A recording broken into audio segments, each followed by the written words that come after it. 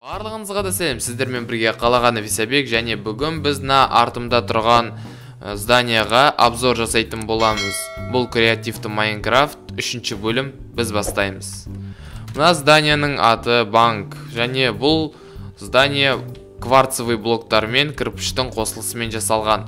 Меніңше мынау өте әдемі ғимарат деп ойлаймын, себебі мен мына ғимаратқа өте көп уақытымды кетірдім. Мына кварцевый блоктардан жасалған деген көріп тұрғаныңыздай, мына барлығы аппақ. Мына жерде кварцевый лестница, кварцевый колонна, кварцевый блоктардан жасадым. Ал крышасы дәл сол кварцтан жасалған, көріп тұрғаныңыздай. Крышасы ішінде ештеңе жоқ, көріп тұрғаныңыз, қазір қарайын. Мына көріп тұрғаныңыздай барлығы пустой емес, барлығын толтырдым. Ал жерлерде көріп тұрғаныңыздай кварцевый колонналардан әдемі рельеф жасалған, ал артында кірпіштен жасалған стена. Көріп тұрғаныңыздай фундамент бізде андезит деген блоктан жасалған, және кірпіш лестницаларымен дополняция етілген. Қалай айтуға қазақша соны білмедім, әртеуір іздедім, тауып алған жоқпын, ал дополняция етіп тұрады. Осылай меніңше өте әдемі сияқты.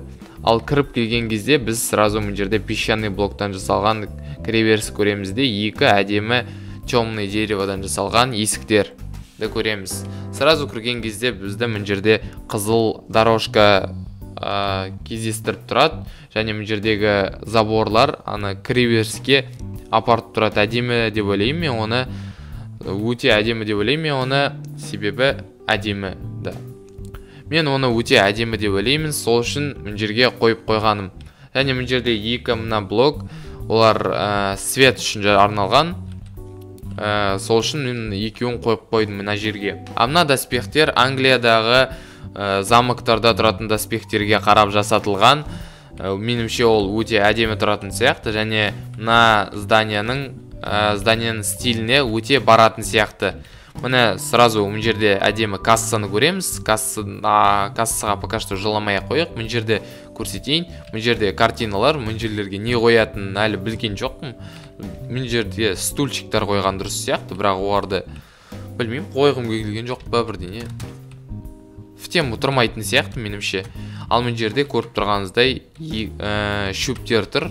Шөптердің арасында көріп тұрсыз. Мен жерде свет тұр, свет беріп тұрады. Міне картиналар тұр. Міне лестница жасақ қойдым. Лестницадан кейін сразу мен жерде сейф көресіз. Сейф көріп тұрғаныңыздай железный блоктардан жасалған, барлық жерден железный блокпен қойылған. Ал кіріп келген кезде міне сейфтің өзі, мына жерде барлық байлықтары, банктың барлық байлығы осы жерде орналасқан. Міне көріп тұрғаныңыздай алмаз, золото, железо, изумруд барлығы да бар мен жерде. Ал көріп тұрғаныңыздай мен жерде блоктарды қойып қойдым, әдемі болып тұру үшін, және мен жердің барлығын толтырып тұру үшін. Бірдеңе тұру керек қой, все-таки сол үшін қойғаным. Ал енді мына жерде көрсететін басқа ештеңе жоқ, резной блоктардан потолок жасағаннан басқа. Так что мен жерден шығып кеткеніміз абзал деп ойлаймын. Мен жерде жауып тастайық, себебі мынау сейф қой. Так что кіріп керек жоқ. Ал енді мен сіздерге айтам, мен жерден біртүрлі не байқап тұрсыздар. Қазір 3 секундтан кейін айтам, сіздер комментарияға жазғаныңызды қалаймын. Ал давайте іздеңдер, не біртүрлі болып тұр мен жерде. 1, 2, 3. Ал енді мен айтайын, мына шөп, мына терекке ұқсас бірдеңе. Если сіз байқасаңыз, мен жерде сразу же лианадан кейін выход бар. Выход дегенде мен жерде түсесің, сосын мен жерде уже какой-то не деп айтуға, пещера деп айтуға. Пещера дейтін мен жерде мұндай каменьдардан жасалған, простой камень, сынған, және шөп тек кеткен каменьден, және булыжник астында. Меніңше өте андай натуральны болған сияқты. Сон барлығына тырыстым жасауға бандан бері.